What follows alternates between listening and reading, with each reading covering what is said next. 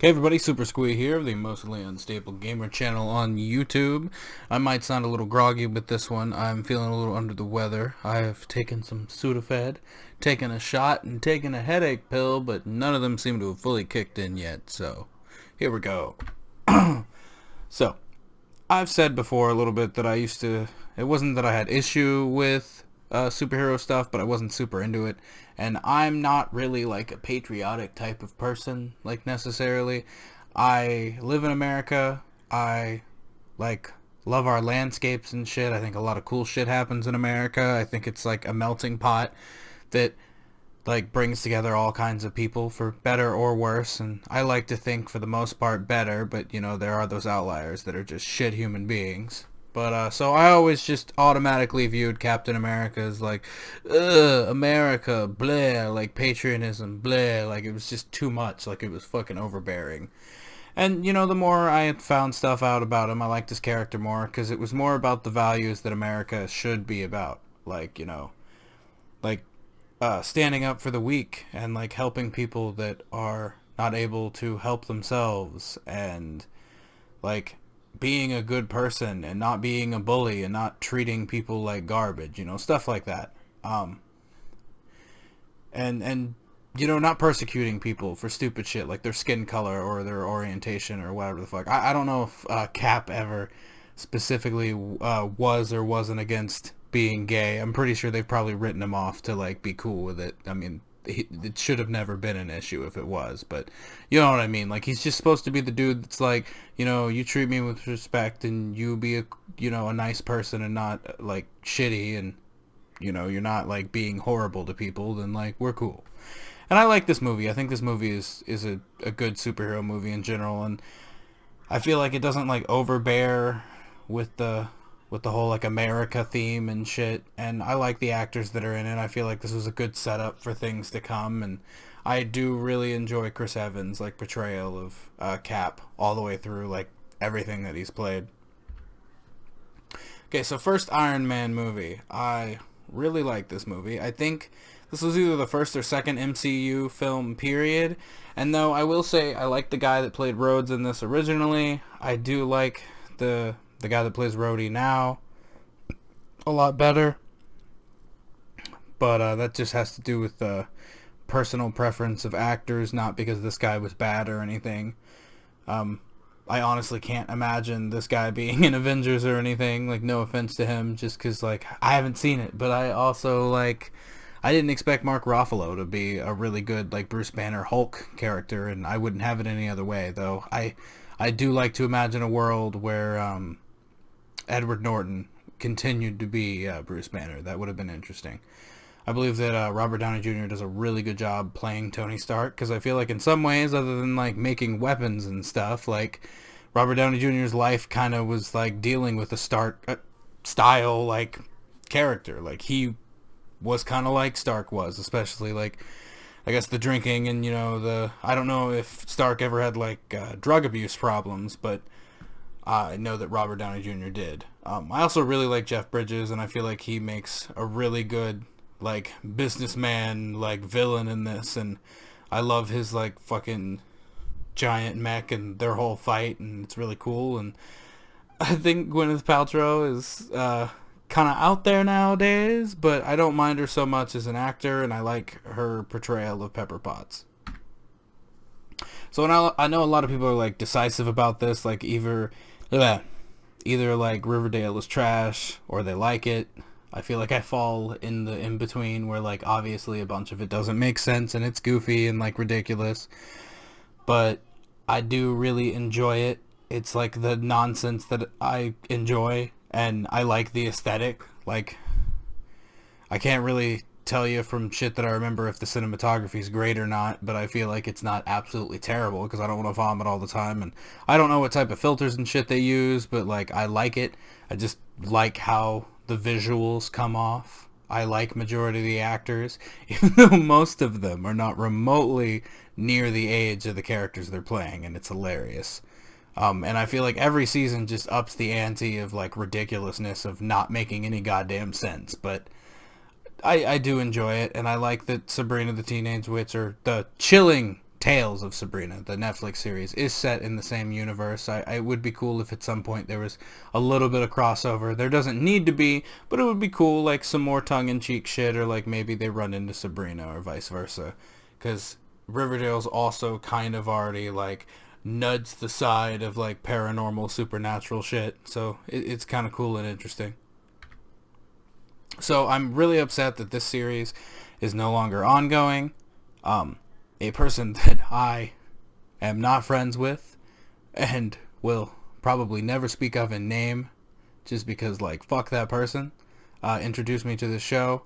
It is silly nonsense. I'm usually not a huge Drew Barrymore person. I believe that's who she is. But I really do enjoy her in this.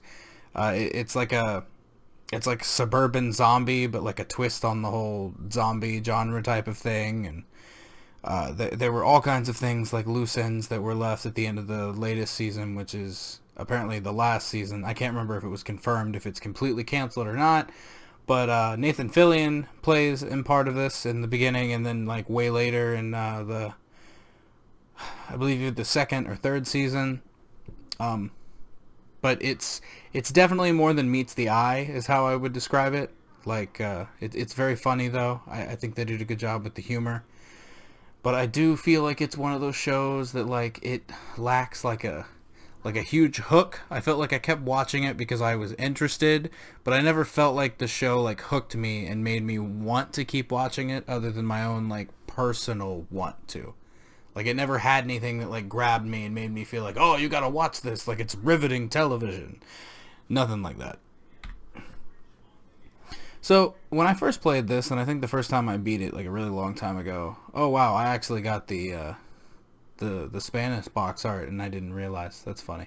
When I first played this, I barely remember the ending of it. I think it was because I was playing on a CRTV, and I've realized a lot of games of the HD era that I originally started playing on CRTVs, because I didn't have an HD TV, like my friend didn't have an HD TV, like it like warps my memory of them, because the games did not remotely look as good as they could have, because they were not meant to be on a CRTV. Like it's just graphically, it didn't come across the way that I think developers wanted it to.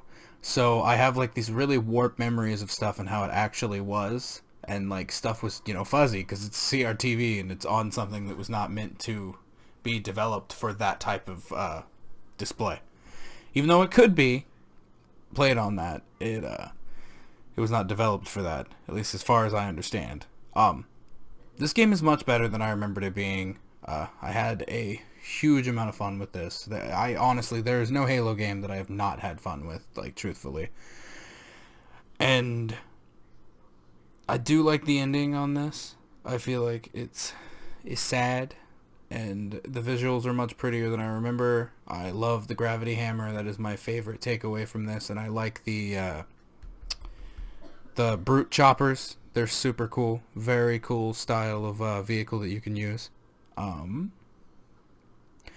The multiplayer was alright in this one. I believe 3 was what introduced the Fords, so that was super cool.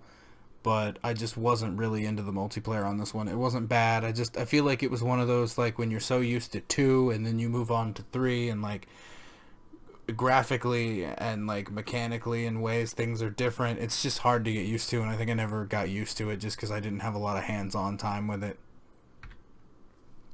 Okay, so first off, I feel like there are a lot of people that relate to parts of Bojack's character, or just as a whole. I feel like this show is just, it's really well written, and Bojack as a person, I don't think he's necessarily a bad person. I think that he is a person that has done terrible things, and that I understand that, like, it doesn't mean that people have to forgive him just because he's trying to be better, and just because he is being a better person in some ways.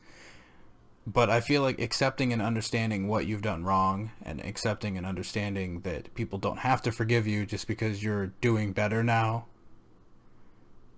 is a huge amount of like character development just as a human being, not just as like a character on a show, but just in general for humans. I have gone through some rough patches in my life where I thought I was just a garbage human being, and like I was going through rough times and I treated a lot of people I loved and cared about like shit, and that wasn't fair, and they didn't have to stick around, and they would have justified not being my friend anymore, not seeing me to the other side. But I was toxic, and I also had people in my life that were toxic. And I do hate that there's this issue where there are people that are like, I relate to Bojack Horseman, and they continue to be shit, and they like just don't get the point. Like in general with characters or music or whatever, they're like, I'm like that, I'm so profound. And it's like, it's not about being profound, it's about being better than you were yesterday, and it's about actually making like active stride to be better, and not be better because of like the people around you, but be better because you want to be better and you don't want to be like that. And it's okay to like want to be better for those reasons, and because you want to be a better friend or be better to the people around you or the family and whatever that you love. But you need to be able to be better for yourself in general, because if you don't care that you're being better even for you, then what the fuck's the point? But I'm really excited to see the ending of this series, because it could go very badly for Bojack, and I feel like he'd be ready to accept that if it does. And I feel like in a way, if they don't write it that like it ends badly for him, then like it's going to be a cop-out, all depending. And on like several levels, obviously. It's fantasy, and it's a goofy world where like they're animal people and stuff. Ooh, sorry, excuse me. Been burping. You know, they're animal people and humans, and it's like silly, and it's a cartoon, but like it does deal with like very serious issues and problems that people have. So, you know, I'm either way, I'm interested to see how it ends. Like, the journey has been incredible, so even if they screw the pooch, I might be upset over it, but it was a fun ride up until that point, if it does end poorly. So, Halo 4. I know a lot of people that bitch about this one, that don't like it for whatever reason, like whether it's because it's 343 instead of Bungie, or because like it's just not the same, and like gameplay wise, I feel like this is more of the same. Like, I think they did some cool things. I think like graphically, this game looks absolutely incredible for an Xbox 360 game. Like, I was floored with how gorgeous it is and how well it runs, like all things considered, because like I played Gears of War 1 the other day, and that game, I swear to God, runs at like 3 frames per second half the time, and at least this one felt like most of the time I was at a solid 30, unless there was just absolute batshit crazy shit going on. Granted, Gears of War was also, I think, like a launch title or close to, so it probably wasn't as well optimized, and like it was still early in the Xbox 360's life. So this one had a lot more time to bake and figure out the system's nuances and etc. So I know it's probably not the best comparison, but it's just wild that these two things were on the same fucking console.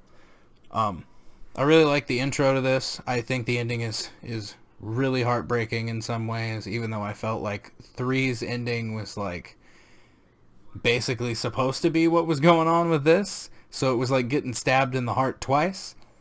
I do think a lot of the journey to get there is kind of like the gameplay, in my opinion, is fun, but it's just like I feel like there could have been more variety and like cooler backdrops to you doing the things you were doing, and all of the backdrops were gorgeous. It was just the fact that the lack of variety, and it was just some of the things were boring to look at, or it just felt like more of the same, like you were just doing a horde mode or something, and some of the enemies felt like they were bullet sponges, and it's like, this is not an RPG. You don't upgrade your attacks to do more damage or anything. So it felt weird to have these enemies that it was like, you're shooting at them like you have a low-level weapon on Borderlands, and that feels awkward. I do really, really enjoy the music in this, and I thought cinematically, like, it was really cool. Like, I feel like this could have been really well as like an animated movie or something, instead of what they did do with it. And then trying to think if there's anything else. I feel like, okay, so I think it's like the intro to this game, like starting up, going through the beginning of the game, is really cool, and then it just kind of falls flat. And I hate that like the antagonist of this game is just kind of like, it's like it gets built up and thrown out to you, and it's like you get all this information on the Forerunners, which we have been like, oh, like the whole time through the series, and then you just kind of go like pew pew, and he's gone. And it's really lackluster. But like as a whole, I think it's a lot of cool stuff, and I like the story that's going on. Like, I just feel like it's presented in a cool way, but gameplay, it's just Okay, so I'm just gonna start off with, I think this is not a good game. I enjoyed some of the things playing this game. I don't think this is a good game. I think it has a lot of fucking problems that a lot of people don't want to admit to. I think there's a lot of cool stuff going on. And I feel like other than the main core areas you have, this world is completely like empty and it's boring, and like I looked up a guide to go to islands just because like so much of the map is empty, and looking at the map I realized it just really is that empty, and it's sad. I feel like they could have done more, and I get like the constraint of the console and stuff, but I feel like there could have been more here. The main dungeons, I thought a lot of them were a lot of fun. I love Makar, like he is an absolute little cutie pie, and like I love the bird chick of the Rudo, like I think she's a cutie pie, and I love the interactions with him, and I love the art design of this. I love the cel-shaded nature, and I love the character designs. Like there's a lot of cool stuff going on, and I feel like the story is really good, but I feel like gameplay wise and some of the stuff you have to do and like mechanic stuff is just like, it's like they were like, let's just throw out like this thing on the GameCube and it'll be good. And it's like, I think it could have baked in the oven a little more. Like, that's all I'm saying. And I know I could elaborate, but I feel like I'm gonna run in circles because I don't feel good right now. And I really don't have a lot of good things to say. So Iron Man 2. I feel like in some ways it's lackluster. I feel like obviously the CG got better and it looks really nice, and I like the addition of War Machine, and like I really like Mickey Rourke's like villain character in this, Whiplash. Like I think the effects are really cool. I remember seeing like when I was in high school, like every goddamn teenage girl I saw like had an Iron Man 2 shirt, and I don't understand why, but they did. And I like the ending area of this, where they're like the fucking what the hell is the Stark Expo, where it's like Disney World Epcot is like what it looks like the Wonder World of tomorrow or whatever the fuck. I feel like there's just some really cool like set pieces and areas for this movie. There's not a lot to say. I don't think it's like bad, but like it's like an alright like popcorn flick you sit on the couch and watch. Like there's not like a shit ton of substance to it. It's kind of weird how some of these sequels get made, and it's kind of like that didn't really set up anything. Like it's cool that we got it, but it's like that really didn't do anything. So this is a movie about nothing. Basically, it's just a movie about nothing. But it's a good movie about nothing with good talent, and it's real enjoyable. And I really like the Spanish version of Hotel California that's in this, that I can't seem to find the actual version anywhere like on YouTube or who the artist is, because I would love to own it. And maybe I'm dumb and didn't look hard enough, so like don't blast me, but like it's really good, this movie. I always expected it to be like absolutely fucking stupid, but I loved it so much. And I love when I'm in random areas and on the internet and people are quoting shit from it. Okay, so this is just a thing I throw on here myself. So I play a lot of World of Warcraft. I've loved Warcraft forever. I'm not a Blizzard fanboy, and I feel like Blizzard has like had some hardcore issues lately, whether it be Activision or just like in general shit going on. But I still enjoy me some World of Warcraft because I love the Warcraft franchise in general. And every expansion now, we have like this thing for people that don't know. It's called Pathfinder. And what Pathfinder is, instead of like hitting max level of the expansion and buying the ability to fly in that area, they basically wait until 2 or 3 patches in, after all the major story stuff mostly is over. And during the course of those patches, you can like earn reputation with different factions and stuff, and do certain activities and things to eventually unlock pathfinding, which allows you to fly. And this unlocks for your whole account. So if you have a fresh character that hits there, they don't have to buy anything or whatever from the start. As soon as you hit that area, you can just fly around, so you can make questing faster, and it's faster to level up your other characters that you don't play as much. So that's super cool. But I felt like, even though it's not like a hard thing to do, it is time consuming enough, and WoW as a whole, like, just has so much going on. I felt like I couldn't put, like, WoW as a whole, because there is no end. So it was like, this feels like a thing, that it would be like, okay, I did it for the list. So, like, it's enough of a thing. I did all the content of that expansion. So it's like, bam, I did Legion. So that's basically what this is. This is the Legion expansion thing. And as a whole, I thought Legion as an expansion was incredible. I love the artifact weapons. I love the storylines going on. I feel like it was the most full of an expansion I've had since Wrath of the Lich King. It was like Wrath of the Lich King with demons.